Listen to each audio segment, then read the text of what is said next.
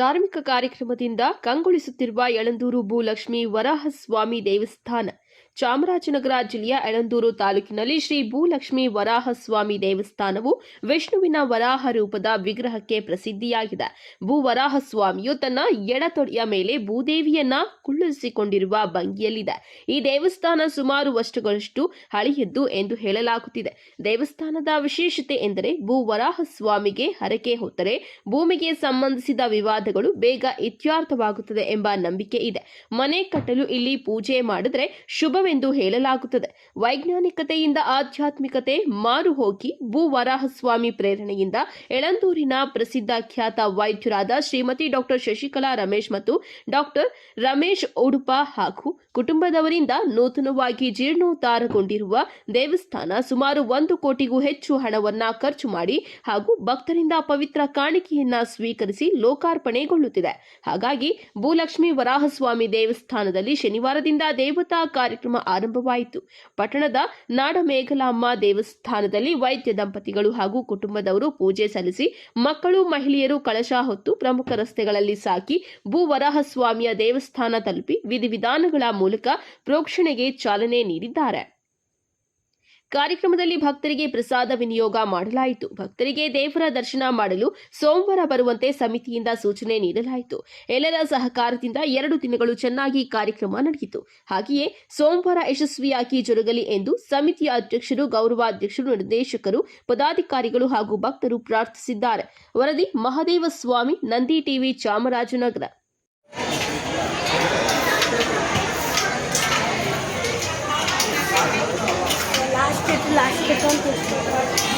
ಏನು ಕಂಪ್ಲೀಟ್ ಅವಾಗ ಬಂದಿರಲಿಲ್ಲ ದೇವಸ್ಥಾನಕ್ಕೆ. ಅವಾಗ ಹೇಳ್ತಿಲ್ಲ, ಎಲ್ಲೋ ಹೋಗಂಗಿಲ್ಲ, ಆರ್ಡರ್ ಆಗಿದೆ ಅಲ್ಲಿಗೆ.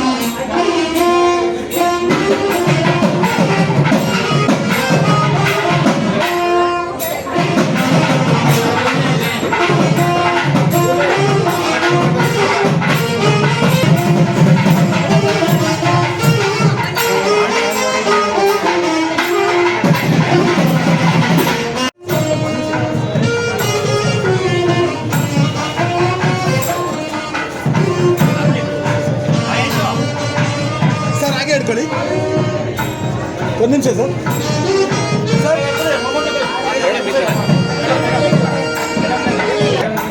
ಹಾಂ ಬಂದೆ. ಇಲ್ಲ ಸರ್. ಮೇಡಮ್ ಇಲ್ಲಿ ನೋಡಿ ಮೇಡಮ್. ಮೇಡಮ್ ಇಲ್ಲಿ ನೀವು ಒಳಗಡೆ ಇದ್ದೀರಿ ಫೋನ್ ಮಾಡಿ ಕೇಳಿಸಲ್ಲ. ಒಳಗೆ ನಿಂತ್ಕೊತಂದ್ರೆ ಇಲ್ಲಿ ನಿಂತಿರುತ್ತೆ ಬಾ ಬಾ ಬಾ ಬಾ ಬಾ ಇದೆ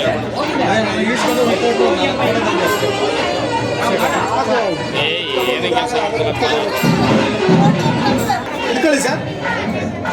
ಸರ್ ಪಕ್ಕದಲ್ಲಿ ನಿಂತ್ಕೊಳ್ಳಿ. ಸರ್ ಇಲ್ಲಿ ನೋಡಿ ಸರ್. ಮೇಡಮ್ ಇಲ್ಲಿ ನೋಡಿ. ಹಾಗೆ ಇರಿ madam.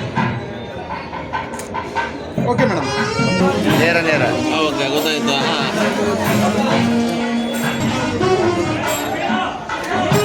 Sir okay sir. Srinivasa ಗುರುಗಳ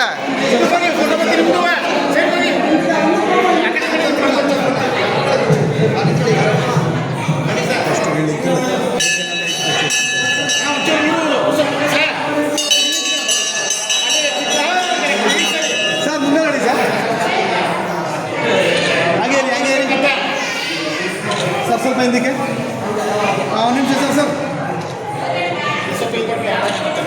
ಹಾಗೆ ಇರಿ sir.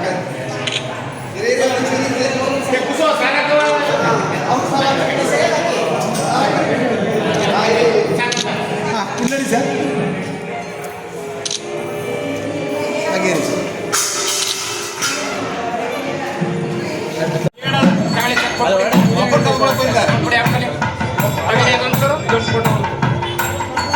Photo cameraman photo phone ಮೇಲೆ ಮಾಡ್ಕೊಳ್ತಾರೆ ಬಿಡಲ್ಲ. ಇಲ್ಲಿ ನೋಡಿ ಸರ್. ಇಲ್ಲಿ ನೋಡಿ ಮೇಡಮ್.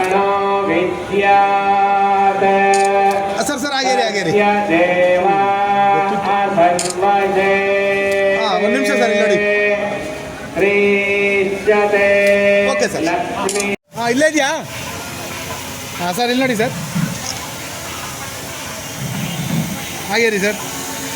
ಪಂಚೆ ಬಿಡಿಸಿ.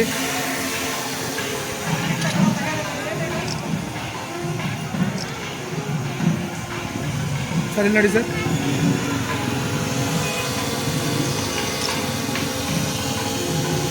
ಹಾಂ ಓಕೆ ಬನ್ನಿ ಸರ್. ಆಗಸ್ಟ್ 15ರಂದು ದೊಡ್ಡ ತುಮಕೂರು ಮತ್ತು ಮಜ್ರಾ ಹೊಸಹಳ್ಳಿ ಗ್ರಾಮ ಪಂಚಾಯಿತಿಯ ಎಲ್ಲಾ ಮನೆಗಳ ಮೇಲೆ ಕಪ್ಪು ಬಾವುಟ ಹಾರಿಸಲು ನಿರ್ಧಾರ. ದೊಡ್ಡ ತುಮಕೂರು ಮತ್ತು ಮಜ್ರಾ ಹೊಸಹಳ್ಳಿ ಗ್ರಾಮ ಪಂಚಾಯಿತಿಯ ಕೆರೆ ನೀರು, ಕೊಳವೆ ಬಾವಿ ನೀರು, ಶುದ್ಧ ಕುಡಿಯುವ ಘಟಕದ ನೀರು ಸಹ ಕುಡಿಯಲು ಯೋಗ್ಯವಾಗಿಲ್ಲ.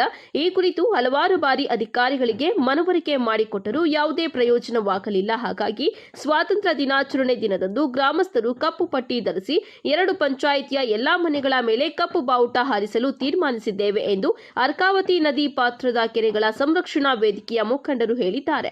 ದೊಡ್ಡ ತುಮಕೂರು ಕೆರೆ ಬಳಿ ನಡೆದಿದ್ದ ಸುದ್ದಿಗೋಷ್ಠಿಯಲ್ಲಿ ಅವರು ಮಾತನಾಡಿದ್ದಾರೆ. ಈ ವಿಚಾರವಾಗಿ ಅನೇಕ ಹೋರಾಟಗಳು ನಡೆಸಿದ್ದಾರೆ. ಚುನಾವಣೆ ಬಹಿಷ್ಕರಿಸಿ ಹಲವು ಹೋರಾಟ ಹಮ್ಮಿಕೊಂಡಿದ್ದೆವು. ಹಿಂದಿನ ಸ್ವಾತಂತ್ರ್ಯ ದಿನಾಚರಣೆಯಂದು ಕಪ್ಪು ಬಾವುಟ ಹಾರಿಸುವ ಕಾರ್ಯಕ್ರಮ ಹಮ್ಮಿಕೊಂಡಿದ್ದರು. ಆ ದಿನಗಳಲ್ಲಿ ಜಿಲ್ಲಾಧಿಕಾರಿಗಳು ಬಂದು ನಿಮ್ಮ ಒತ್ತಾಯ ಸರಿ ಇದೆ, ನೀವು ಕೇಳುತ್ತಿರುವುದು ನ್ಯಾಯ ಇದೆ, ನಮಗೆ ಸ್ವಲ್ಪ ಕಾಲಾವಕಾಶ ಕೊಡಿ, ಸರಿಪಡಿಸಿಕೊಡುತ್ತೇವೆ ಎಂದು ಹೇಳಿರುವುದು ಇತಿಹಾಸ.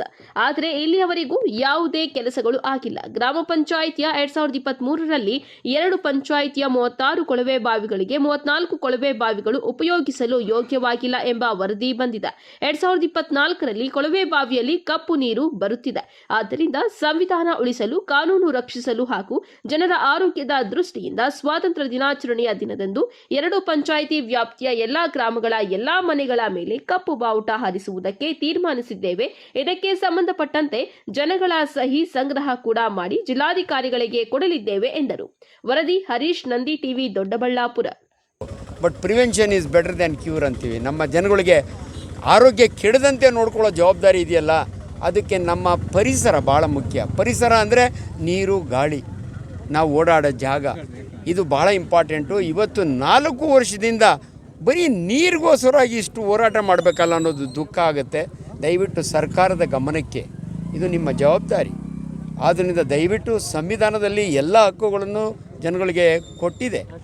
ಅದನ್ನು ಉಳಿಸ್ಕೊಳ್ಳಿಕ್ಕೆ ನಾವು ಇಷ್ಟು ಹೋರಾಟ ಮಾಡೋದು ಬೇಕಿಲ್ಲ. ದಯವಿಟ್ಟು ಇದು ಕೊನೆಯ ಹಂತ.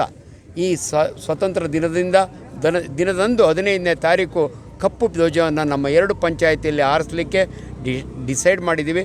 ಅದು ಮಾಡೇ ಮಾಡ್ತೀವಿ. ಬರೀ ಅಷ್ಟಿಗೆ ಎಂಡ್ ಆಗಲ್ಲ. ದಯವಿಟ್ಟು ಇದನ್ನು ನಿಮ್ಮ ಗಮನಕ್ಕೆ ತರಲಿಕ್ಕೂ ಅಷ್ಟೇ ಅಲ್ಲ, ನಾವು ನಮ್ಮ ಧ್ವಜಕ್ಕೆ ಮಾಸ್ಟರ್ ಹೇಳ್ದಂಗೆ ನಮ್ಮ ಗೌರವ ಇದ್ದೇ ಇದೆ, ನಾವೆಲ್ಲರೂ ಕೂಡ ಆ ಗೌರವ ಇಟ್ಕೊಂಡಿದ್ದೀವಿ. ದಯವಿಟ್ಟು ನಮ್ಮ ಬೇಡಿಕೆಯನ್ನು ಇದನ್ನು ಬೇಡಿಕೆ ಅನ್ಕೋಬೇಡಿ, ದಯವಿಟ್ಟು ಇದು ನಮ್ಮ ಡಿಮ್ಯಾಂಡ್, ವಿ ಡಿಮ್ಯಾಂಡ್ ಇಟ್. ನಾಳೆ ಏನು ನಾವು ಮಾಡಲಿಲ್ಲ ಅಂದರೆ ನಾವು ಯಾವ ಮಟ್ಟಕ್ಕೆ ಬರಲಿಕ್ಕೂ ರೆಡಿ ಇದ್ದೀವಿ. ಸರ್ಕಾರಗಳಿಗೆ ಇರಬೇಕಾದಂಥ ಹಕ್ಕು ಅವ್ರಿಗೂ ಸಹ. ಆ ಹಕ್ಕನ್ನು ಮರೆತು ನಾವೇನು ನಮ್ಮ ಗ್ರಾಮಕ್ಕೆ ದೊಡ್ಡ ತುಮಕೂರು ಮಜಲವಾಸಳಿ ಗ್ರಾಮಕ್ಕೆ ಅರಮನೆಗಳನ್ನ ಕಟ್ಸ್ಕೊಂಡು ಕೊಡಿ, ರೈತರಿಗೆ ಇಲ್ಲಿ ಸಿಂಹಾಸನ ಹಾಕೊಂಡು ಕೊಡಿ, ತೋಟದಲ್ಲಿ ಕೆಲಸ ಮಾಡೋಕ್ಕೆ ಅಂತ ಕೇಳ್ತಿಲ್ಲ ಸರ್. ಮೂಲಭೂತವಾಗಿ ಬೇಕಾಗಿರೋದು ರೈತರುಗಳು ವ್ಯವಸಾಯ ಮಾಡೋಕ್ಕೆ, ಒಕ್ಕಲ್ತನ ಮಾಡಲಿಕ್ಕೆ, ಊರು ಉಳಿಲಿಕ್ಕೆ, ಗ್ರಾಮ ಉಳಿಲಿಕ್ಕೆ ಬೇಕಾಗಿರೋದು ಮೂಲಭೂತ ಸೌಕರ್ಯ ನೀರು. ಈ ನೀರನ್ನು ಕೊಡದೆ ಕೈಗಾರಿಕೆಗಳ ಮೇಲೆ ದೂರ್ತಾರೆ, ನಗರಸಭೆ ಮೇಲೆ ದೂರ್ತಾರೆ, ಬಾಷ್ಟಳ್ಳಿ ಪಟ್ಟಣ ಪಂಚಾಯತಿ ಮೇಲೆ ದೂರ್ತಾರೆ. ಅಧಿಕಾರಿಗಳು ಬದಲಾವಣೆ ಆದರು, ಮಂತ್ರಿಗಳು ಬದಲಾವಣೆ ಆದರು, ಶಾಸಕರು ಬದಲಾವಣೆ ಆದರು, ಆದರೆ ನಮ್ಮೂರಿನ ಕೆರೆ ಮಾತ್ರ ಬದಲಾವಣೆ ಆಗಿಲ್ಲ. ಇವತ್ತು ಗುಳೆ ಎದ್ದು ಉತ್ತರ ಕರ್ನಾಟಕದಲ್ಲಿ ಗುಳೆ ಎದ್ದು ಹೋಗಿ ವ್ಯವಸಾಯಕ್ಕೂ ಬೇರೆ ಕಡೆ ಗುಳೆ ಎದ್ದು ಹೋಗೋಂಥ ಸ್ಥಿತಿ ಬಂದಿದೆ. ಈ ಎರಡೂ ಪಂಚಾಯಿತಿಗಳು ಗುಳೆ ಎದ್ದು ಹೋಗಿ ಬೇರೆ ಕಡೆ ವಾಸ ಮಾಡೋಂಥ ದಿನಗಳು ಏನು ದೂರ ಇಲ್ಲ, ಹತ್ತಿರವಾಗಿದ್ದಾವೆ. ಯಾಕೆಂದರೆ ನೀರನ್ನು ಮುಟ್ಟಲಾರದಂಥ ಸ್ಥಿತಿಯಾಗಿದೆ. ದನ ಕರುಗಳು ಸಾಯ್ತಾ ಇದ್ದಾವೆ, ಜಾನುವಾರುಗಳು ಸಾಯ್ತಾ ಇದ್ದಾವೆ, ಕ್ಯಾನ್ಸರ್ಗಳಾಗಿದ್ದಾವೆ, ಅಂಗವಿಕಲರಾಗ್ತವೆ, ಪುರುಷತ್ವ ಕಡಿಮೆ ಆಗ್ತಾ ಇದೆ. ಇಂತಹ ಇರುವಂಥ ನಮಗೆ ಮೂಲಭೂತ ಸೌಕರ್ಯವನ್ನು ಕೊಡೋದ ಸರ್ಕಾರ, ಅದು ಯಾವುದೇ ಸರ್ಕಾರ ಆಗಿರಲಿ ನಾವು ಧಿಕ್ಕರಿಸ್ತೇವೆ.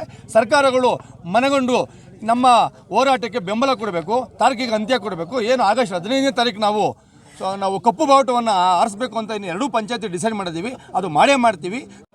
ಅನೇಕ ರೀತಿಯಲ್ಲಿ ನಾವು ಹೋರಾಟಗಳನ್ನ ಮಾಡ್ಕೊಂಬಂದಿದ್ದೀವಿ. ನೀವು ವಿಷ ಕೊಡ್ತಾ ಇದ್ದೀವಿ, ನಾವು ಸಿಹಿ ಕೊಡ್ತೀವಿ ಅಂತಂದು ಮಾತನ್ನು ಹೇಳಿದ್ದೀವಿ. ಅದಾದ ನಂತರ ಅವರಿಗೆ ಗೇಲಿ ಮಾಡುವಂಥ ರೀತಿಯಲ್ಲಿ ಭಜನೆ ಮಾಡಿದ್ದೀವಿ. 3 ಕಡೆ ಹೋಗ್ಬಿಟ್ಟು ಪಟ್ಟಣ ಪಂಚಾಯತಿನಲ್ಲಿ, ನಗರಸಭೆ ಮುಂದೆ, ತಾಲೂಕು ಆಫೀಸ್ ಮುಂದೆ ಭಜನೆ ಮಾಡಿ ಮಂದಟ್ಟು ಮಾಡಿದ್ದೀವಿ. ಆದರೆ ಯಾವುದಕ್ಕೂ ಬೆಲೆ ಕೊಡದೇ ಇದ್ದಾಗ ರಸ್ತೆ ತಡೆ ಚಳುವಳಿ ಅಂತ ನಿರ್ಧಾರ ತೊಗೊಂಡ್ವಿ. ಅದಕ್ಕೂ ಬೆಲೆ ಕೊಡದಿದ್ದಾಗ ರಾಸಾಯನಿಕ ನೀರು ಎಲ್ಲಿ ಹರಿತಾ ಇದೆ ಕಾಲುವೆ ಅಲ್ಲಿ ಬಂದ್ ಮಾಡಿದ್ವಿ, ಮಣ್ಣನ್ನು ತುಂಬಿ ಬಂದ್ ಮಾಡಿದ್ವಿ. ಅರೆಸ್ಟ್ ಮಾಡ್ತಾರ ಅಥವಾ ಏನು ಸರ್ಕಾರದಿಂದ ಏನು ನಮ್ಮ ಮೇಲೆ ತೊಗೊಳ್ತಾರೆ ಕಠಿಣವಾದಂಥ ಕ್ರಮ ಅಂತ, ಅಲ್ಲಿಗೂ ಬಗ್ತಾ ಇಲ್ಲ. ಈಗಾಗಲೇ ನಾವು ಅನೇಕ ಹೋರಾಟಗಳು, ಉಪವಾಸ ಸತ್ಯಾಗ್ರಹಗಳು ಮಾಡಿದ್ವಿ, ಏನೇ ಮಾಡಿದ್ರೂ ಇವ್ರು ಬಗ್ತಾ ಇಲ್ಲ. ಇದು ರಾಜಕೀಯದ ಒಂದು ಮಾತು ಹೇಳಬೇಕು ಅಂತ ಹೇಳಿದ್ರೆ ನಿಜಕ್ಕೂ ಈಗಿರ್ತಕ್ಕಂಥ ಧೀರಜ್ ಮುನ್ರಾಜ್ ಅವರು ಅಸೆಂಬ್ಲಿನಲ್ಲೇ ಈ ಮಾತನ್ನು ಎತ್ತಿದ್ದಾರೆ. ದೊಡ್ಡ ತುಮಕೂರಿನಲ್ಲಿ ಈ ರೀತಿ ಅನ್ಯಾಯ ಆಗ್ತಾಯಿದೆ, ದೊಡ್ಡ ತುಮಕೂರು ಮತ್ತು ಮಜ್ರಾವಸಳ್ಳಿ ಪಂಚಾಯತಿ ಕೆರೆಗಳಲ್ಲಿ ಈ ರೀತಿ ಅನ್ಯಾಯ ಆಗ್ತಾಯಿದೆ, ಇದಕ್ಕೇನಾದ್ರು ಸರಿ ಮಾಡಬೇಕು ಅಂತೇಳಿ. ಆದರೆ ಎಲ್ಲನೂ ಅಷ್ಟೇ ಆಮೆಗತಿನಲ್ಲಿ ನಡೀತಾ ಇದೆ, ಏನೂ ಕೆಲಸ ಆಗ್ತಾಯಿಲ್ಲ. ಈಗ ಡಿ ಸಿಗಳು ಬರ್ತಾರೆ ಹೋಗ್ತಾರೆ. ಈಗ 4 ಜನ ಡಿ ಸಿಗಳು ಬಂದಾಗಿ ಹೋಯಿತು. ನಾವು ಹೋರಾಟ ಪ್ರಾರಂಭದಿಂದ 4 ಜನ ಡಿ ಸಿಗಳು ಬಂದಿದ್ದಾರೆ. 4 ಡಿ ಸಿಗಳು ಸಹ ಬಂದು ನಾವು ಈ ರೀತಿ ಹೋರಾಟ ಮಾಡ್ತಿದ್ದಾಗ ಕಣ್ಣೊರ್ಸಂತ ತಂದರೆ ಐ ವಾಶ್ ಓನ್ಲಿ, ಬರೀ ಕಣ್ಣೊರ್ಸಂಥ ತಂತ್ರವನ್ನು ಮಾತ್ರ ನಮಗೆ ಮಾಡ್ತಾರೆ. ಆ ಟೈಮಿಗೆ ನಮ್ಮನ್ನು ಏನು ಮಸಾಜ್ ಮಾಡಿ ನಮಗೆ ಸೈಲೆಂಟಾಗಿರಬೇಕು ಆ ರೀತಿ ನಡವಳಿಕೆ ನಡೆದುಬಿಟ್ಟು ಹೋದಂಥವ್ರು ಮತ್ತೆ ನಮ್ಮ ಕಡೆ ಮುಖ ತೋರಿಸಲ್ಲ. ಮತ್ತೆ ನಾವು ಹೋರಾಟದ ಪ್ರಕ್ರಿಯೆಗಳನ್ನ ಮುಂದುವರಿಸ್ತಾನೆ ಇದ್ದೀವಿ. ಕ್ಷುಲ್ಲಕ ಕಾರಣಕ್ಕೆ ಗುಂಪು ಕಟ್ಟಿಕೊಂಡು ಬಂದು ಮಹಿಳೆಯ ಮೇಲೆ ಹಲ್ಲೆ. ನಗರ ಪೊಲೀಸ್ ಠಾಣಾ ವ್ಯಾಪ್ತಿಯ ವೆಂಕಟಗಿರಿ ಕೋಟೆಯಲ್ಲಿ ಘಟನೆ. ಮನೆಯಲ್ಲಿ ಇದ್ದ ಒಂಟಿ ಮಹಿಳೆಯ ಮೇಲೆ ಕ್ಷುಲ್ಲಕ ಕಾರಣಕ್ಕೆ ಗುಂಪೊಂದು ಹಲ್ಲೆ ನಡೆಸಿ ಪರಾರಿಯಾಗಿರುವ ಘಟನೆ ಚಿಂತಾಮಣಿ ನಗರ ಪೊಲೀಸ್ ಠಾಣಾ ವ್ಯಾಪ್ತಿಯ ವೆಂಕಟಗಿರಿ ಕೋಟೆಯಲ್ಲಿ ನಡೆದಿದೆ. ಹಲ್ಲೆಗೆ ಒಳಗಾದ ಮಹಿಳೆಯನ್ನ ವೆಂಕಟಗಿರಿ ಕೋಟೆಯ 35 ವರ್ಷದ ಫರ್ಹಜಾನ್ ಬಾನು ಎಂದು ಗುರುತಿಸಲಾಗಿದೆ. ಫರ್ಹಜಾನ್ ಬಾನು ತನ್ನ ಮನೆಯಲ್ಲಿದ್ದಾಗ 35 ವರ್ಷ ವಯಸ್ಸುಳ್ಳ ಒಬ್ಬ ವ್ಯಕ್ತಿ ಏಕಾಏಕಿ ಮನೆಗೆ ನುಗ್ಗಿದ್ದಾನೆ. ಅವನ ಹಿಂದೆಯೇ 3 ಮಹಿಳೆಯರು ನುಗ್ಗಿ ಫರ್ಹಜಾನ್ ಮೇಲೆ ಚಾಕು ಹಾಗೂ ಕಲ್ಲುಗಳಿಂದ ಹಲ್ಲೆ ನಡೆಸಿದ್ದಾರೆ. ಹಲ್ಲೆ ನಡೆಸಿರುವ ಮಹಿಳೆಯರು ಚಿಂತಾಮಣಿ ನಗರದ ಶಾಂತಿ ನಗರದ ವಾಸಿಗಳಾದ ನಸ್ರೀನ್ ತಾಜ್, ಬತುಲ್, ನಾಸೀಂ ಎಂಬುವವರು ಎನ್ನಲಾಗಿದೆ. ಈ ಹಿಂದೆಯೂ ಸಹ ಫರ್ಹಜಾನ್ ಹಾಗೂ ಹಲ್ಲೆ ನಡೆಸಿರುವ ಮಹಿಳೆಯರ ನಡುವೆ ಹಣದ ವಿಚಾರದಲ್ಲಿ ವಿವಾದವಿತ್ತು. ಇದೇ ವಿಚಾರಕ್ಕೆ ಹಲ್ಲೆ ನಡೆಸಿರಬಹುದು ಎಂದು ಶಂಕಿಸಲಾಗಿದೆ. ಇನ್ನು ಘಟನೆಯ ವಿಷಯ ತಿಳಿದ ತಕ್ಷಣ ನಗರ ಪೊಲೀಸ್ ಠಾಣೆಯ ಪೊಲೀಸರು ಆಸ್ಪತ್ರೆಗೆ ಭೇಟಿ ನೀಡಿ ಹಲ್ಲೆಗೆ ಒಳಗಾಗಿರುವ మహిళೆಯಿಂದ ಹೇಳಿಕೆ పడుకొండు ಮುಂದಿನ ಕ್ರಮ ಕೈಗೊಂಡಿದ್ದಾರೆ. నేను ఎంగడగిరి కోటలో ఉండేది. మా ఇంటికి ఫస్ట్ ఒక మగాళ్ళు వచ్చినాడు. ఆ తర్వాత 3 ఆడవాళ్ళు వచ్చి నాకు కొట్టి ఇది ఫస్ట్ చేతి నుంచి కట్టి నాకు కడుపులో కాలు తన్ని కొట్టి ఆ తర్వాత బయట వచ్చి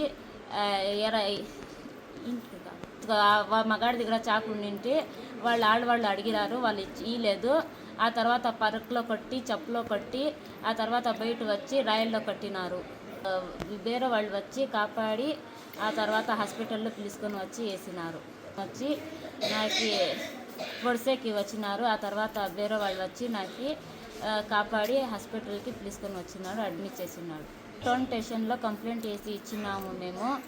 ఆ తర్వాత గుంపు వచ్చి నాకు కొట్టి ఇది చేసినారు. నా పేరు మహమ్మద్ బాషా. నా కూతురు మీద దాడి చేసిండారు. నలుగురు 5 మంది వచ్చి ఇట్లా 5-6 టికాలు చేసిండారు. కానీ నేను అప్పుడు నాకు ఎవరో ఫోన్ చేసి పరిగెత్తి వాళ్ళకి వచ్చి 3 ఆడోళ్ళు కొడతా ఉంది. అప్పుడు పోయి నేను దిగేసి ఒక చాకు తీసుకొని వచ్చింది. అప్పుడు ఆ చాకు కూడా ఇంకో పక్కింటోడు పెరిగి పారేసిండే ఆయాలు పోయాలి బిడ్డ కింద పడిపోయిందా ఎత్తుకొని వచ్చి హాస్పిటల్ వేసింటాను. వేసి పోతే పని అంటే ఇంకా ఎక్కువ చేస్తూ ఉన్నారు.